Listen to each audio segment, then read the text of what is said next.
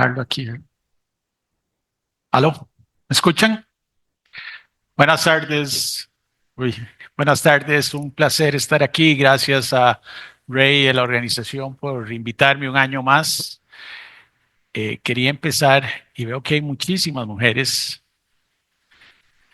líderes de recursos humanos y quería empezar preguntándoles cuántas de las personas que están aquí creen que están en el top nivel de decisión en sus respectivas organizaciones.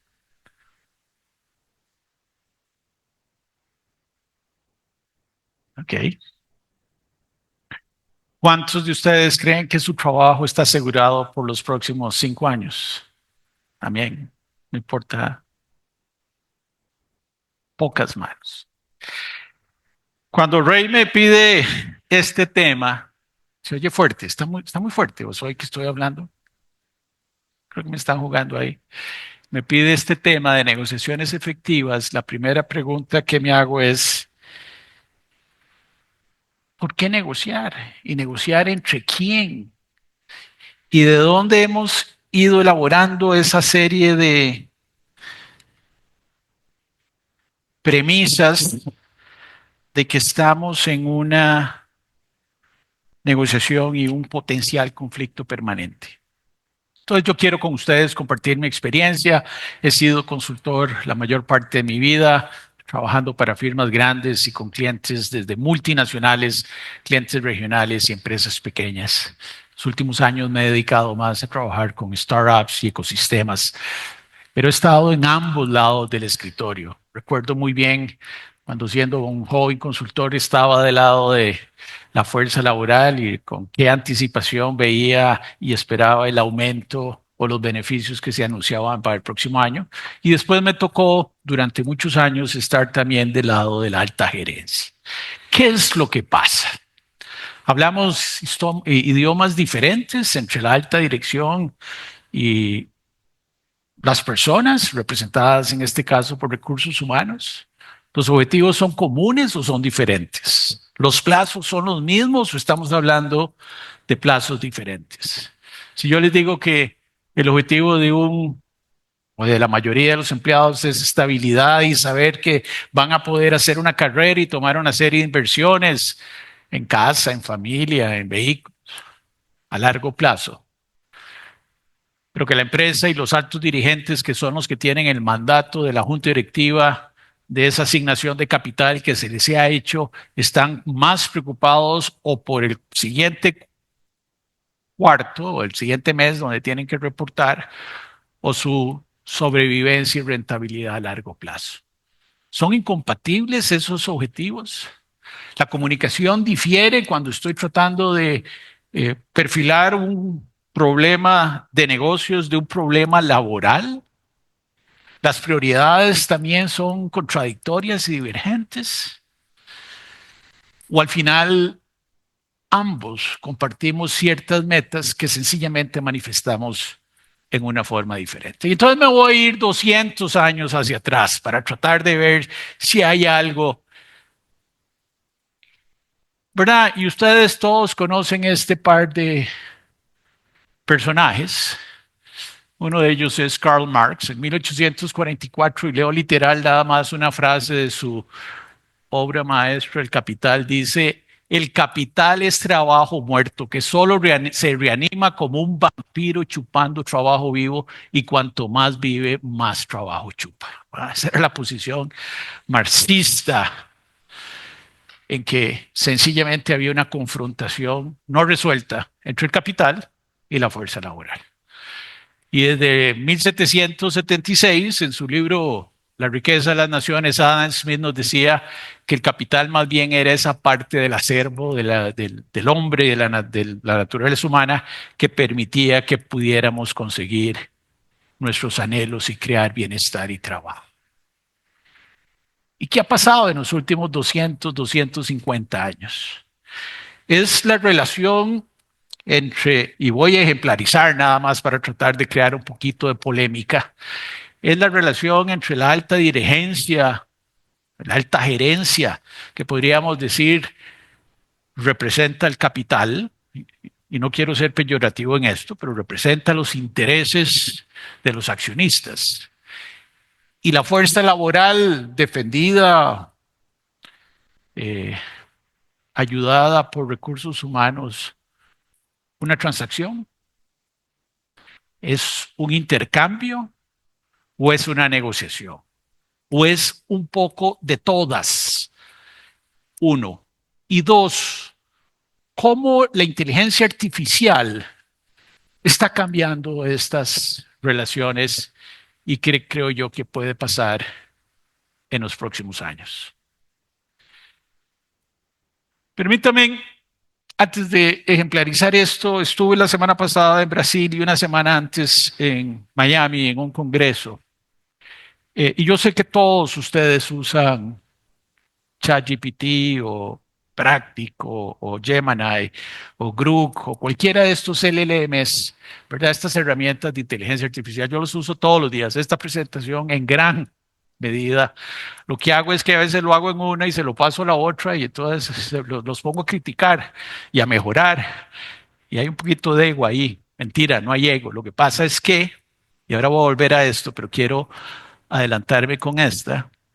Lo que pasa es que estamos aprendiendo lo que aprendimos en la biología y en la neurociencia hace muchos años, que al igual que el cerebro humano que está dividido en funciones, ¿verdad? El cerebro no es una masa que hace de todo para todo, sino que tiene ciertas áreas concentradas. Yo no soy médico, no soy biólogo, pero se ha descubierto que el aprendizaje de idiomas o la parte de memoria o ciertas habilidades están concentradas en cierta parte. Y lo que los científicos de datos y los ingenieros han descubierto es que este gran cerebro computacional, si queremos llamarlo de alguna forma, igual está conformado por partes. No hay un solo cerebro. Por eso es que algunas de las herramientas de inteligencia artificial son mejores para algunas cosas que otras, algunas para diseño, otras para escribir historias, otras para eh, eh, generar gráficos, porque están conformando esa capacidad, llamémosla, de cerebro computacional. Estas son fotografías actuales de esos eventos en que estaba, por eso es que se ve gente en el público, pero lo quise dejar así para que vieran la inmediatez de esto. Lo otro que está ahí, al lado derecho de ustedes, es lo que llaman la singularidad. La singularidad tiene muchas aplicaciones dependiendo del tema en que estoy, pero aquí la singularidad se refiere a ese momento en que un ser no humano supera el intelecto de las personas. No recuerdo la definición exacta, pero si ustedes se van a buscar lo que era inteligencia artificial, desde la máquina de Turing, era una máquina o un ente que podía responder de la misma forma que una persona humana ante una serie de circunstancias. Bueno, en algunas áreas temáticas esto ya se superó. Eh, Probablemente sea de los mayorcitos en el grupo también. Entonces, ustedes no se acuerdan cuando Bobby Fischer, el campeón mundial de ajedrez norteamericano, por primera vez en muchísimos años, hizo que en los colegios, en los recreos, en lugar de jugar básquetbol o fútbol, se jugara ajedrez. Yo les puedo decir, yo recuerdo salir a los recreos y la gran mayoría de los estudiantes, desde primero hasta quinto año, lo que hacían era jugando pequeños ajedrez, se había contagiado, la gente estaba como loca. Y traigo el caso a colación para reflejar lo que es esta singularidad. Durante muchísimos años, los maestros ajedrecistas eran imbatibles en el ajedrez.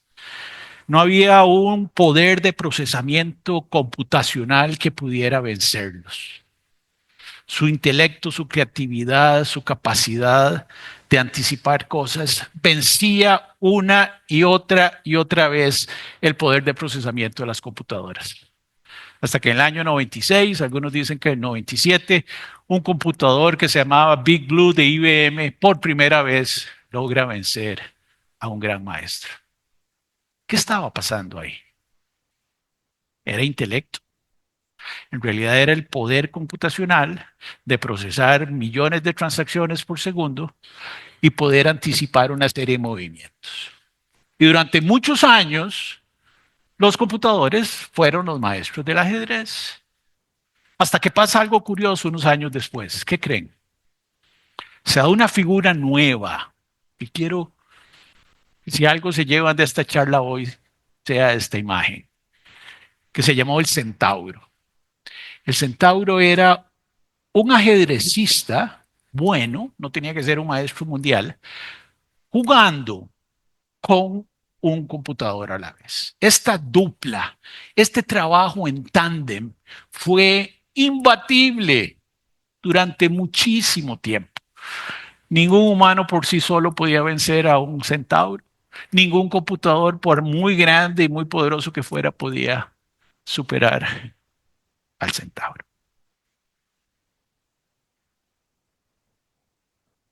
Les hice la pregunta, ¿quiénes de ustedes creen tener asegurado su trabajo para los próximos 5 años? Yo creía que con esto de la inteligencia artificial, sí, trabajos mecánicos de limpieza, de minería, de ciertas cosas, de precisión, claramente iban a ser superados por la robótica. Sí, algunos trabajos de diagnóstico, donde interpretación de datos y un montón de cosas iban a ser tomados por la inteligencia artificial. Sin embargo, me enteré en una de estas conferencias en India el año pasado, por primera vez en los últimos 15, 20 años, el número de graduandos en ingeniería de sistemas, en matemáticas, encontró menos trabajo que un año y 2 y 5 anteriores. O sea, en India estamos viendo ya cómo empieza a haber un reemplazo importante. No es uno o dos casos. Las compañías están empezando a reclutar trabajos que normalmente hubiéramos esperado que hubieran permanecido. Dice el fundador y CEO de NVIDIA que el trabajo de programador va a ser innecesario, que todos vamos a poder programar sin saber usando la inteligencia artificial. Entonces, si eso es así, ¿cuál es nuestro rol? ¿Y cuál es el rol de gerentes, de los gerentes y la alta dirección? Si estamos ante un eminente reemplazo de talento, porque la tecnología va a ser tal que sencillamente no vamos a poder competir con eso, y entonces termino la historia del centauro, se convierten en imbatibles hasta que aparece ¿qué? La inteligencia artificial. Y una serie de algoritmos, uno de Google y otra compañía, Starfish, creo que se llamaba, empiezan, y vean lo interesante, no les enseñan los diferentes movimientos, aperturas, los cientos de libros, no, no les enseñan a cómo es que deben jugar ajedrez. Lo que los programan es para que aprendan ellos por sí solos a cómo jugar ajedrez.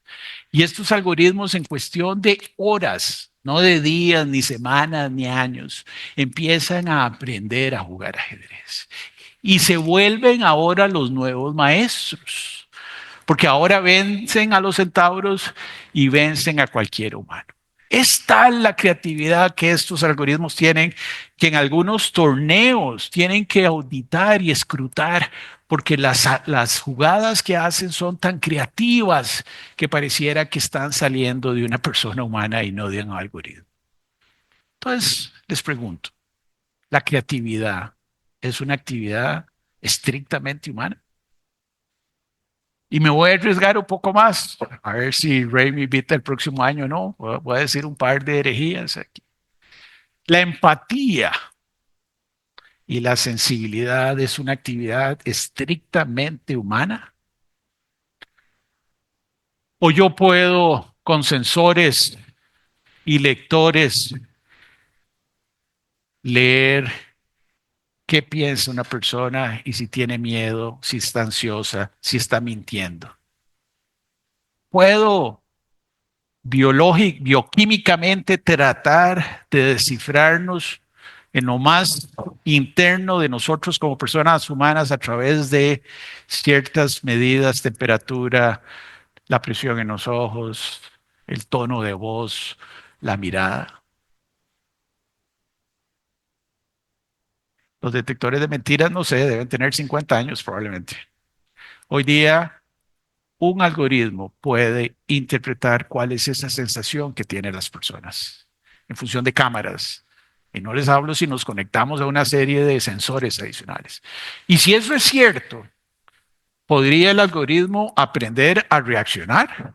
Entonces, si la persona está molesta, tratar de calmar y generar una respuesta empática.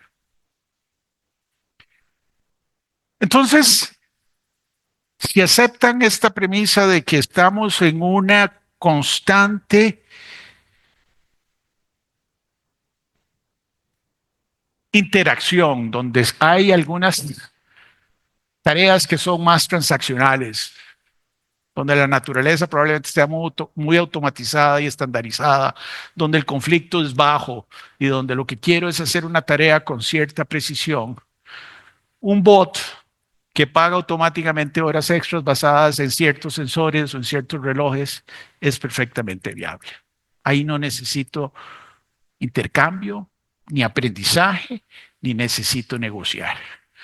Pero si estoy ante un cambio transformacional, implementación de un programa, de una solución informática, adquisición, venta, cambio, y necesito que mi gente sea capaz de desarrollar nuevas herramientas, nuevas capacidades, ¿podría la inteligencia artificial ser la herramienta y ser ese centauro mitológico del cual hablaba alguien? Lo que aprendimos del ajedrez, ¿será posible que lo recreemos en nuestras compañías y que entonces tratemos de ser más aliados que confrontativos?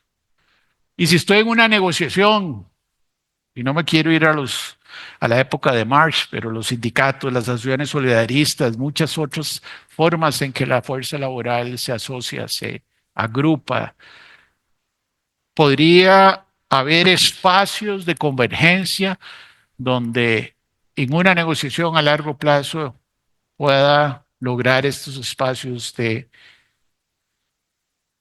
conveniencia mutua, de negociación y tratar o postergar o suavizar o de alguna forma generar espacios. Pueden los trabajadores negociar con la gerencia usando las mismas herramientas que están disponibles del lado del capital como del lado de la fuerza laboral. Yo creo que sí, y creo que va a depender de eso mucho el éxito de que dentro de 3 años o 5 que Rey vuelva a hacer este evento, estemos aquí otra vez de vuelta. Entonces, y ese centauro tiene cara de malo, pero bueno, imaginémoslo como una fuerza mucho más amigable. Voy a estar haciendo transacciones, intercambios y negociaciones a largo plazo. Ustedes van a ser parte de eso. ¿Qué va a ser importante? Hay que escuchar y hay que escuchar cuáles son los desafíos y cuáles son los retos que tiene la empresa y la organización por delante. Estuve en FinTech la semana antepasada, les decía, la industria bancaria, y no sé cuántos de ustedes aquí vienen de bancos o de FinTechs, pero se está completamente transformando. Lo hemos oído durante años, pero ahora sí que es en serio. Ya no tengo esa preferencia por lo que antes era un core monolítico donde tenía la funcionalidad de todo y una visión 360 del cliente. Ahora los bancos lo que están buscando es una columna vertebral y algo que ellos llaman en inglés un compost. Tengo lo mejor en credit scoring, la mejor solución o aplicación en otorgamiento de créditos, la mejor opción en tesorería o en medios de pago. Y esta nueva arquitectura que es mucho más compleja, pero mucho más ágil, es lo que va a perfilar a los bancos y probablemente a otras industrias. Hoy estaba en la mañana con un fabricante de bebidas y también Nos estamos saliendo un poquito de one fit, one size fits all, una talla para todo el mundo. Estamos viendo que hay campo para hacer posible lo mejor de cada una de esas. Entender cuáles son las metas, hacer las preguntas y cuáles son esos factores críticos de éxito. La gerencia tiene un mandato sobre lograr un retorno sobre la inversión. Sí, yo sé que tenemos años hablando de el compromiso con los empleados, el compromiso con la sociedad, el compromiso con el ambiente, todo eso es cierto. Y nada de eso está por encima de la rentabilidad sobre el capital. Pero esa rentabilidad siempre va a tener porque es parte de nuestra sustentabilidad. ¿Y cómo traduzco estos objetivos para conectar esas metas de negocios con el interés de la fuerza laboral? Y una fuerza laboral que a su vez está en cambio. Me decían hoy, me decía Paula, mediodía, los millennials cumplen 40, 45 años el próximo año, ya no son los jóvenes de 20, 21. Entonces empezamos a ver una madurez diferente. Hablar con datos, o decían otros de los presentadores. Evitar la jerga que normalmente nos encanta. La primera pregunta que les hice hoy es: ¿quiénes de ustedes se sientan en la gran mesa de las decisiones? Porque en tecnología de información me pasaba igual hace muchos años. El gerente de TI reclamaba un lugar en la mesa, pero no estaba dispuesto a pagar el precio de estar en esa mesa, donde falta de desempeño significa remoción. ¿Verdad? A un gerente de planta ustedes no le pueden decir, ah, bueno, sí, la próxima vez vas a tener más cuidado. A un gerente financiero que no logró cumplir sus obligaciones de fin de mes no le pueden decir, bueno, no importa. Si queremos estar en esa mesa, tenemos que asumir la responsabilidad de estar en esa mesa. TI lo ha ido logrando, recursos humanos creo yo también que lo ha ido logrando. Cuantificar el impacto, ¿de qué estamos hablando? ¿Un beneficio lateral, consustancial, o estamos hablando de algo que pueda aumentar la retención, que pueda aumentar el sentido de pertenencia? Me encantó la charla anterior, no sé dónde está María Gabriela, pero es cierto. Y me hizo reflexionar si cuidado ante los cambios que se vienen, no empezaremos a ser nosotros personas ¿cuál es el término? Descalificadas, no, handicap, con condición de discapacidad ante algunas de las nuevas habilidades que la tecnología y la inteligencia artificial está generando. Y por supuesto, si no hay credibilidad, no hay nada, ¿verdad? Si ustedes no se lo creen, pero si la gran mesa, si la mesa de la alta gerencia no cree en el rol que están haciendo, y si los ven como meros transaccionales, y si lo que ven es, sí, es importante para pagar la planilla, pero no más que eso, nunca van a lograr estas transformaciones. Y es posible entonces identificar estos intereses mutuos, proponer estas soluciones, buscar estos puntos de convergencia, resolver los conflictos, crear una nueva forma de hacer. Y creo yo que es posible que ustedes se conviertan en esos campeones centauros. Alineación, eficiencia y sostenibilidad para poder entonces hacer que sigan siendo relevantes, que sus empleados se sientan en un ganar. Y si me preguntan cuál va a ser el precio, no sé, creo que debemos estar preparados para que haya algunas bajas en el camino. Creo que no se trata de tenemos que salvar a todos como haya lugar, pero creo que tenemos que hacer el esfuerzo por salvarnos la mayoría. Hagamos que esto suceda. Los desafío a que tengan una conversación, que planteen algo que realmente sea relevante, transformador, que le dé a la empresa una ganancia en el corto y en el largo plazo y que les asegure a sus empleados un mayor bienestar. Muchísimas gracias.